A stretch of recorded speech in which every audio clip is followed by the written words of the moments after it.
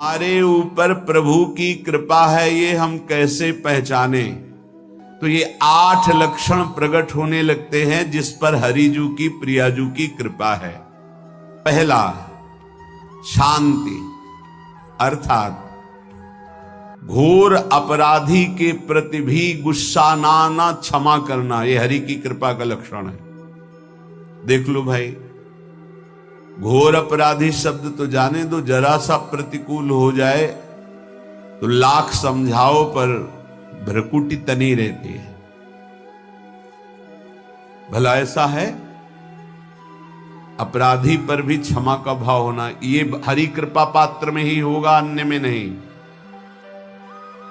तो अगर अपने हृदय में ऐसा लगे कि ऐसा नहीं है तो हरिजू से प्रार्थना करनी चाहिए कि कृपा करो मेरे में सामर्थ्य आवे।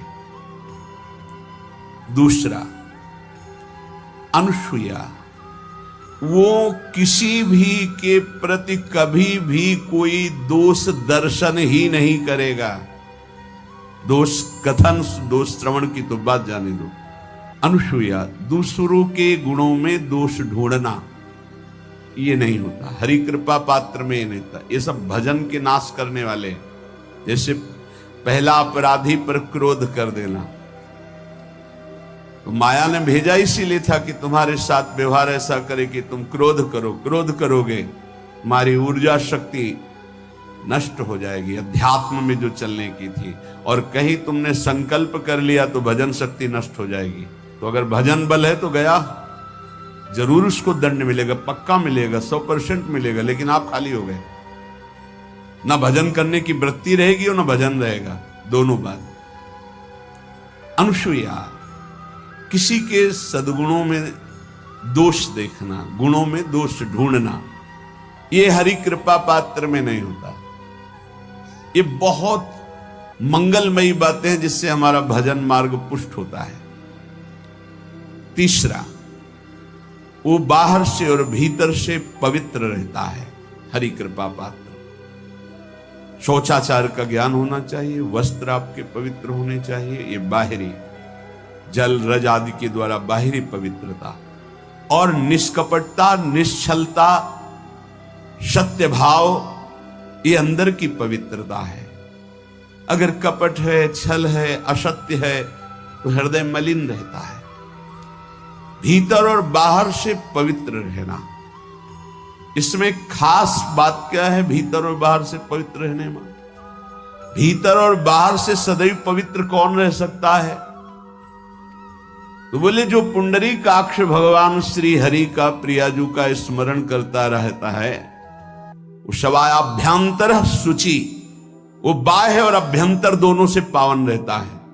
तीसरी जो कृपा का लक्षण है, अर्थात वो सदैव भगवत चिंतन परायण, शौचाचार का पालन करने वाला, बाहर और भीतर से हरि कृपा पात्र पवित्र रहता है। चौथा, ऐसे कार्यों का अनुष्ठान न करे जिनमें हमारा भजन छूटता है, जिनमें सत्य छूटता है, जिनमें भगवत भाव छूटता है। जैसे आपके ऊपर कृपा हुई, आप भगवत मार्ग में चल रहे हैं, अब आप ऐसे संसारिक कार्यों का अनुष्ठान कर रहे हैं जिनमें आपकी चित्तवृत्ति बिल्कुल भगवत विमुख हो रही, तो जीवन का लाभ क्या होगा? लाभ तो है भगवत स्मरण से। कल एक ने प्रश्न किया कि मैं खाता तो नहीं हूं लेकिन मांस के दुकान में मांस बेचता हूं, होटल आदि, क्या उचित है? ये उचित कैसे हो सकता है? तुम और भी तो व्यापार कर सकते हो। जरूरी है धर्म का पालन करने की इच्छा करते हो, धर्म आचरण करते हो, ऐसा नहीं। तो विरत बहुकर्मा, उन कर्मों से हमें विरत रहना है जो हमारे धर्म के विरुद्ध है, जो भजन के विरुद्ध है। हरि कृपा पात्र ऐसे कर्मों का अनुष्ठान कर ही नहीं सकता। छठवां, अपने भजन से अपने लिए कुछ भी ना चाहना, और दूसरों की तो बात जाने दो, दूसरों से कुछ ना चाहना ये तो ठीक है, अपने भजन से अपने लिए कुछ ना चाहना है हिम्मत। देखो, ये हरि कृपा पात्र में हिम्मत होती है। अपना भजन अपने प्रयोग में ना लाना, अपने भजन का भी फल अपने लिए नहीं, दूसरों से कुछ चाह रखना तो बात ही जाने दो, भजन से भी कोई अन्य सुख की चाह नहीं हुई। क्या चाहिए?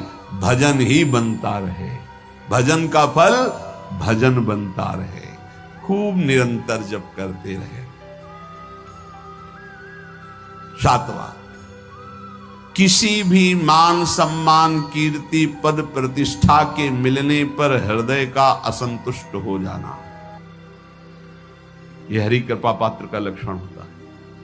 मान प्रतिष्ठा कीर्ति जिसके लिए बड़े बड़े लालायित रहते, हरि कृपा पात्र को विष की तरह चुभती है।